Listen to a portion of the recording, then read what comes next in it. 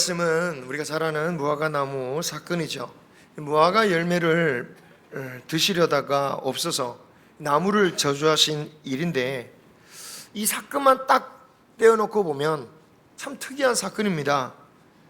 예수님답지 않게 예수님 뜻대로 안 되시니까 막 화풀이 하시는 것처럼 보이는 사건이죠.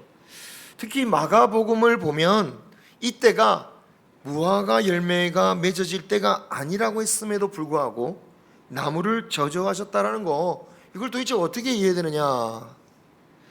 거기다가 무화과 나무가 말씀대로 저주받아서 말라지는 것에 대해서 주님은 이상한 방향으로 결론을 내리세요.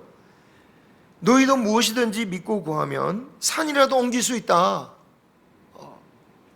갑자기 주제가 왜 이렇게 바뀌는가 의아하기도 하고, 이 말씀 자체만으로 봐도 그럼 무슨 일이든 정말 내가 원하는 거 다 해주신다고 했는데 왜 나는 안 되지? 뭐 이런 생각도 들고요. 그죠? 아주 여러 가지 생각이 드는 말씀이다라고 할 수 있습니다. 이 말씀만 딱 떼어놓으면 사실 이해하기가 쉽지만 쉬운데 이상하게 또 이렇게 이해가 안 되는 부분들이 있죠. 그런데 이 말씀은 전날에 예루살렘 성전에 있었던 일과 아주 밀접한 관계, 그것을 대변하는 사건이라고 보면 무슨 뜻인지 충분히 알 수가 있습니다. 이 의미적으로만이 아니라 사실은 성전의 일과 아주 관계가 됐다라는 것을 보여주는 하나의 장치가 있는데요. 21장 1절 보시면 지난주에 봤지만 예수님께서 예루살렘에 들어가시기 전에 벳박의 마을로 들어가셨다라고 말씀하시죠. 이 벳박의 말 뜻이 뭐라고 했습니까? 어린 무화과 나무의 집, 즉 아직 익지 않은 무화과 나무의 집이다, 그런 뜻이었습니다. 이게 절묘하게 맞아떨어지는 거죠. 예루살렘에 들어가시면서 설 익은 무화과 나무라는 벳박에 들리시는 이 모습은 마치 성전으로 들어가시기 전에 열매 없는 무화과 나무에 들르시는 모습과 매치가 되더라는 거예요. 그리고 무화과 열매를 찾으신 이유가 뭡니까? 시장하셔서 배고프셔서, 즉 양식을 구하기 위해서였는데, 사실 예수님께서 예루살렘에 들어가시는 것도 주님의 양식을 구하러 들어가셨다라는 사실. 무슨 말이냐? 요한복음 4장 34절의 말씀을 보면요, 주님이 자신의 양식에 대해서 이렇게 말씀하셨어요. 같이 읽겠습니다. 시작. 나의 양식은 이의 뜻을 행하며 그의 일을 온전히 이루는 것이니라. 아멘. 이 말씀을 언제 하셨는지 혹시 기억나십니까? 사마리아 성에 가서 사마리아 여인, 그 성에 갔을 때 제자들이 먹을 걸 구하러 가요. 그때 제자들이 없는 동안 사마리아 여인을 만나시고 사마리아 여인에게 복음을 전하고 사마리아 여인이 영접하고 복음을 전하러 나갑니다. 그리고 제자들이 와요. 그리고 음식 드십시오라고 했더니 예수님이 나의 양식은 이미 내가 먹었다. 제자들은 깜짝 놀라죠. 아니 예수님 뭐 숨겨놓은 음식이 있으신가? 아니야, 나의 양식은 바로 나를 보내신 이의 뜻을 행하며 그의 일을 온전히 이루는 것이다. 그렇습니다. 그렇기 때문에 예루살렘에 오신 것도 바로 복음을 전하고 영접하게 하러 오신 것이기에, 바로 예루살렘에 뭐하러 오셨다고요? 주님의 양식을 구하러 오셨다라는 거예요. 그런데 예루살렘이나 성전은 어떤 상태입니까? 아직 열매 맺지 못한 무화과 나무의 상태와 똑같았다라는 거죠. 성전에 사람들은 가득했습니다. 그리고 제사도 쉼없이 드려지고 있었습니다. 그래서 마치 잎이 가득하여 뭔가 열매가 있는 것처럼 보였던 그 무화과 나무와 똑같았다라는 거예요. 하지만 실제적으로는 예수님이 드실 만한 양식이 하나도 없었다라는 거죠. 대신 성전은 자신의 욕망이 가득한 시장으로 변해 있었습니다. 흠없는 재물을 집에서부터 가지고 오는 것이 현실적으로 불가능했던 멀리 사는 유대인들을 위해 열려졌던 시장이었죠. 그러니까 파는 물건들이 세상의 물건 파는 것이 아니었습니다. 하나님께 제사 드리기 위해서 필요한 제물들이었어요. 그런데 여러분, 아무리 하나님께 드리는 제물이었지라도 품목만 달랐지 그 본질을 보니까 시장과 똑같다는 거예요. 품목만 다른 거예요. 자신의 이익을 위해서 온갖 가장과 거짓이 섞인 흥정의 치열한 경쟁이 난무하는 곳이었습니다. 그리고 아무리 흠없는 재물을 위한 시장이 열릴지라도 굳이 성전 안에서 열려야 했는가? 그런데 그것은 아마도 성전 측에서 자리를 허락했기 때문일 겁니다. 그리고 그 성전 관리하는 대제사장 그리고 제사장들이 그것을 원했다라는 것을 알 수 있는 대목은 예수님께서 장사치들을 다 내모니시니까 어떻게 합니까? 분노하죠. 왜 네 맘대로 하냐고. 그렇다면 왜 그들은 성전 안에서 장사를 하도록 했을까요? 일단 이 성전 안이란 곳이 유대인들이 제사를 드렸던 성소를 의미하는 곳은 아니었다라는 것을 이해할 필요가 있습니다. 이방인의 뜰, 여러분 보이십니까? 글자가 보이실지 모르겠지만 화살표로 이렇게 제가 표시해놨죠. 맨 가운데 있는 곳이 성소고 그 안에 지성소도 있습니다. 자, 그리고 그 주위에 이방인의 뜰이라는 곳이 있죠.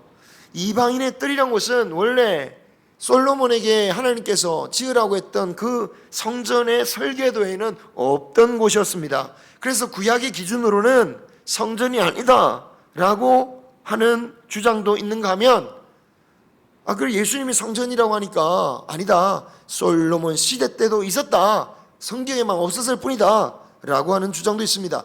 이런 논란이 저는 불필요한 게 어쨌든 예수님이 성전으로 인정하셨다는 사실이에요.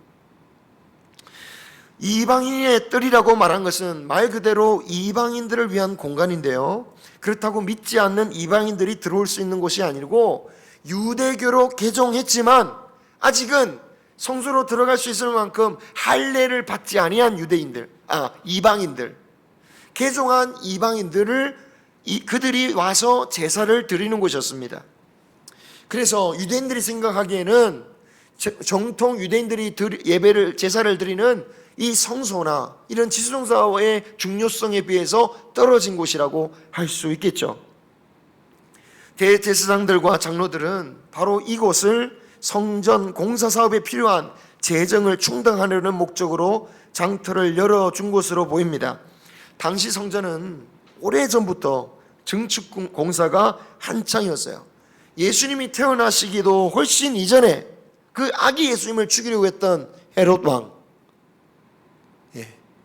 그 헤롯 왕이 유대인들에게 잘 보이려고 시작한 사업이었습니다. 새로 지은 것은 아니었고 느헤미야 때에 지었던 허름했던 그리고 조촐했던 2차 성전을 증축하기 시작한 것인데 지금 예수님 시대로부터 무려 46년이 지난 거예요. 46년 동안, 그리고 아직도 공사가 끝나지 않은 겁니다. 그만큼 대대적인 공사였는데, 그래서 막대한 재정이 필요했고 그 재정 충당의 일환으로서 성전 안에서 장사를 허용했던 것으로 보입니다. 자리세를 받은 거겠죠. 이 제사장들의 입장에서는 그래도 이 목적이 뭡니까? 하나님의 영광 성전을 짓기 위해서 내어줬다라는 명분이 있는 것이고요. 그리고 그 안에서 장사들이 하는 사람들은 하나님께 드려질 제물을 위해서 이런 일을 한다라는 명분 아래서 성전 안에서의 이러한 매매는 정당화되었을 것입니다. 그런데 하나님의 영광을 위한다라고 했지만, 그러나 예수님 보시기에 어떻습니까? 이곳은 개인의 사리사욕이 넘치는 곳이었다라는 거예요.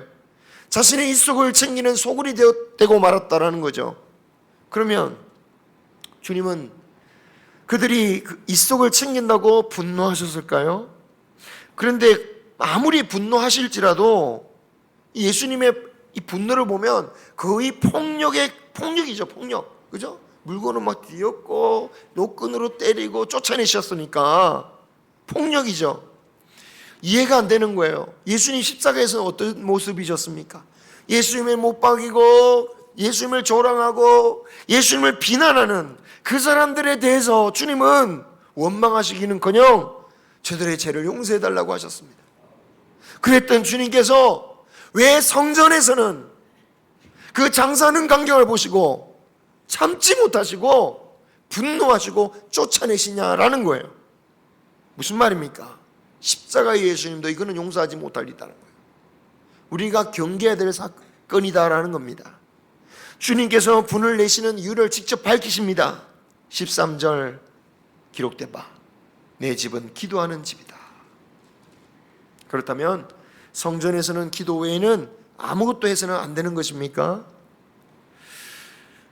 이 말씀을 좀 더 깊이 있게 보려면 기록되신 바라고 하신 이 이사야 56장 7절의 말씀을 좀 봐야겠습니다. 우리 같이 한번 읽겠습니다. 시작. 내가 곧 그들을 나의 성산으로 인도하여 기도하는 내 집에서 그들을 기쁘게 할 것이며 그들의 번제와 희생을 나의 제단에서 기꺼이 받게 하리니 이는 내 집은 만민이 기도하는 집이라 일컬음이 될 것임이라. 아멘. 자, 주님이 기도의 집이라고 하신 말씀은 이 이사야의 말씀을 배경으로 하신 말씀인데, 이 기도하는 집이라는 의미가 어떤 의미로 하신 말씀인지를 이사야서를 통해서 알 수 있죠. 만민이 기도하는 집이라는 거예요. 그렇습니다. 예수님이 장사하시는 것을 보시며 분노하시는 이유는 단지 장사한다는 차원이 아닙니다. 그것으로 인해서 기도를 막고 있기 때문이에요. 물론 기도하는 사람들이 아예 없었던 건 아닙니다. 유대인들은 그들의 성소에서 기도하고 제사를 드렸습니다.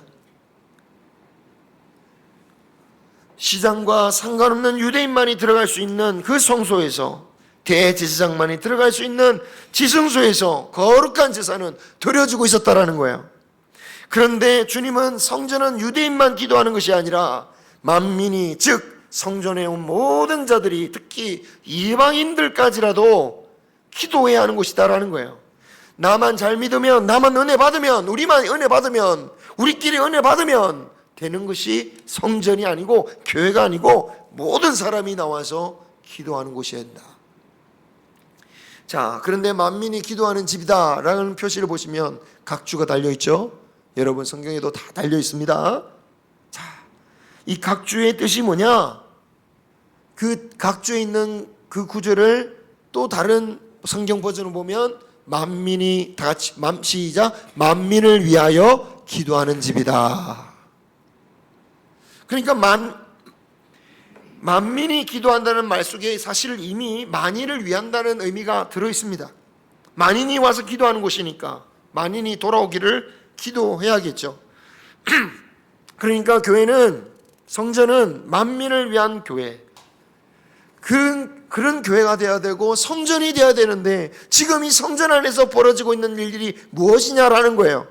하나님의 뜻을 쫓아 만인이 기도하도록 인도해야 할 제사장이, 그런 사람들이 자릿세를 위하여 만인이 와서 기도할 그 자리를 장사치에게 팔아버리고, 장사치들은 어떻게든 자신의 이익을 보기 위해서 혈안이 되어 성전을 돈놀이터로 만들어버린 겁니다.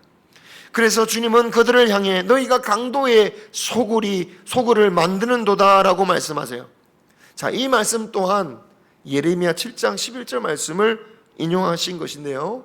자, 원래 예레미야 7장 11절 말씀이 어떻게 되어 있냐면 같이 읽겠습니다. 시작. 내 이름으로 일컬음을 받는 이 집이 눈에 도둑의 소굴로 보이느냐? 보라, 나 곧 내가 그것을 보았노라. 여호와의 말씀이니라. 아멘.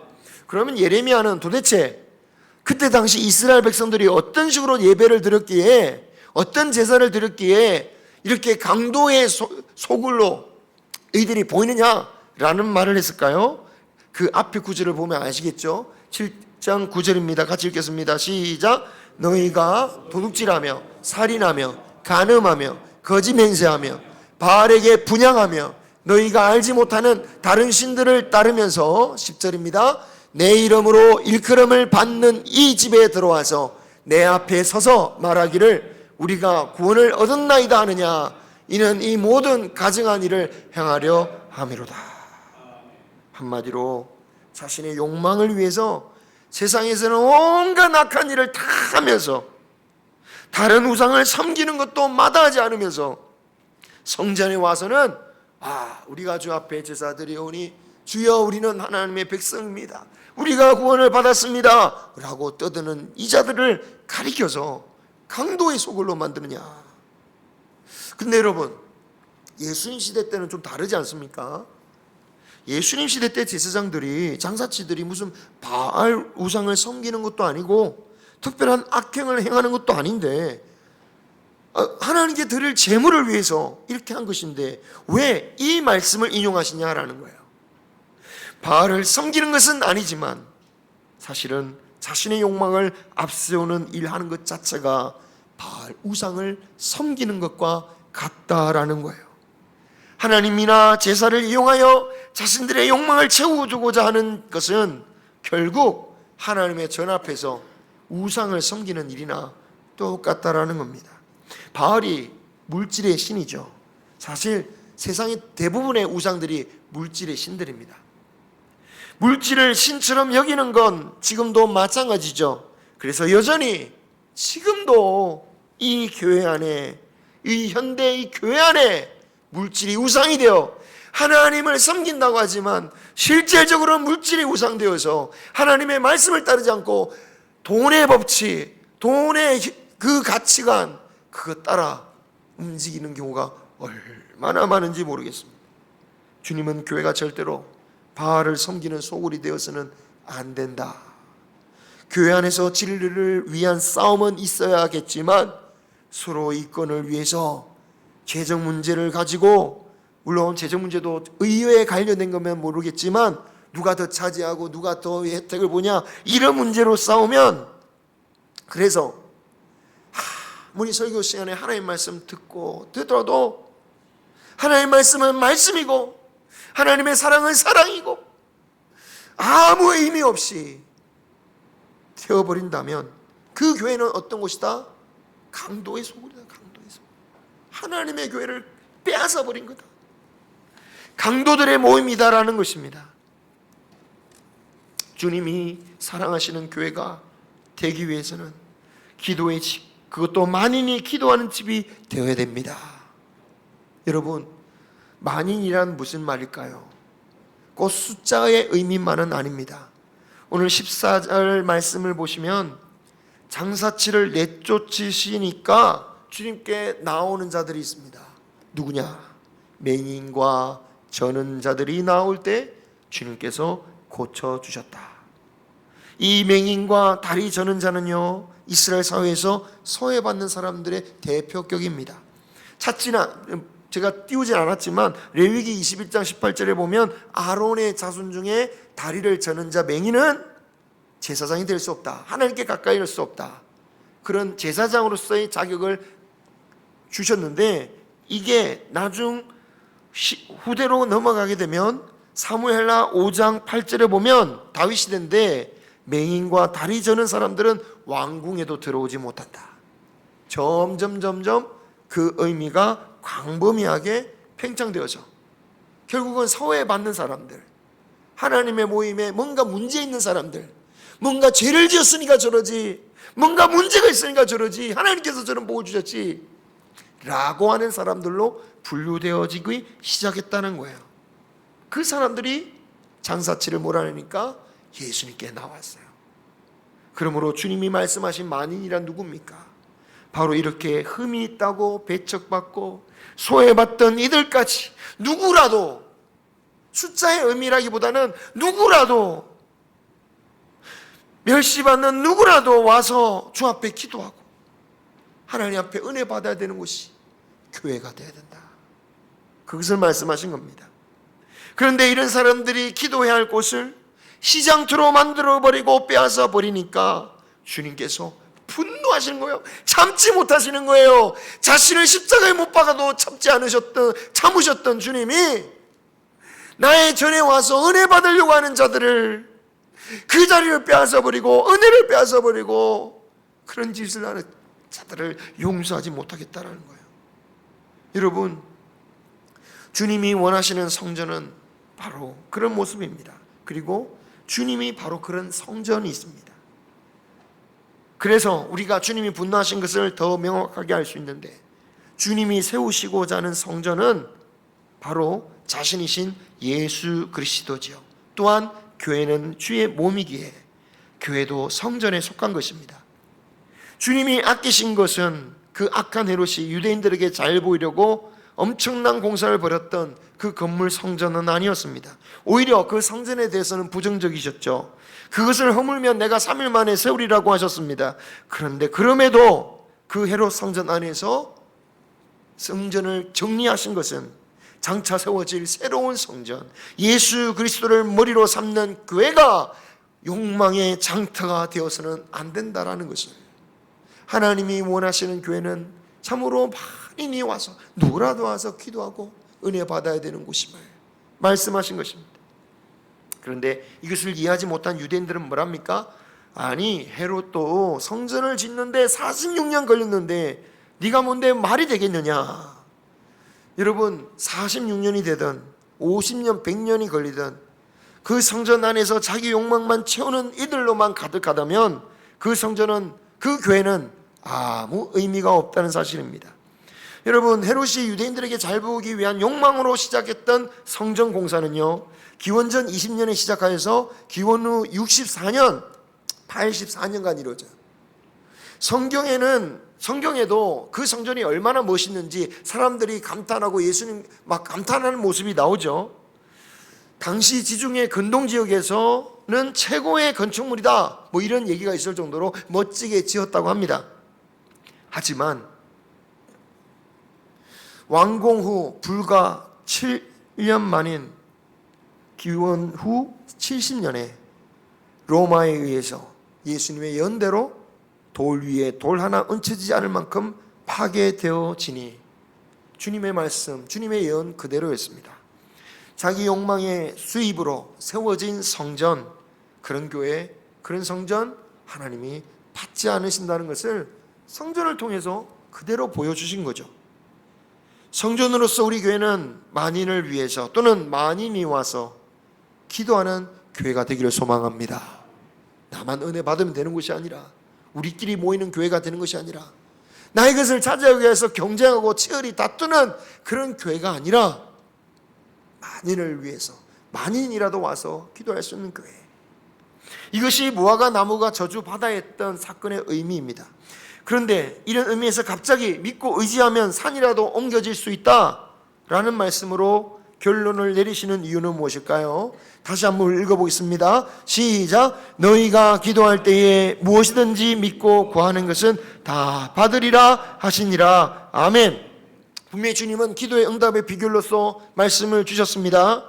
그런데 여러분, 주님이 이 무화과 나무를 저주하실 때 기도를 하셨습니까? 기도로 저주하신 거 아니에요. 그냥 명령하셨어요. 그런데 어떻게 응답됐습니까? 주님의 권위죠. 주님의 권위입니다. 주님이 말씀하시니까 그 주님의 권위로서 그 나무는 순종한 거죠. 그리고 바로 이 22절 다음 23절 말씀에, 다음 주에 우리가 볼 말씀인데요, 다음 주 좀 볼 것 같습니다. 제사장과 장로들이 도대체 무슨 권위로 성전을 정리하고 또 성전 앞 와서 가르치느냐라고 따지죠. 결과적으로 주님이야말로 성전을 정리하실 권위가 있으신 분이시고 또한 가르치실 자격이 있는 것입니다. 또 그 성전에 오실 때 많은 사람들이 찬양하고 호산나 다윗의 자손이 하니까 바리새인과 제사장들이 저런 찬양을 말리라고 막 하지만 주님은 그렇지 않다. 찬양받을 자격이 있으시다는 것을 말씀하십니다. 그리고 그 권위로 무화과 나무가 마른 것을 그대로 보여주시는 거죠. 주님은 그런 권위가 있으신 분입니다.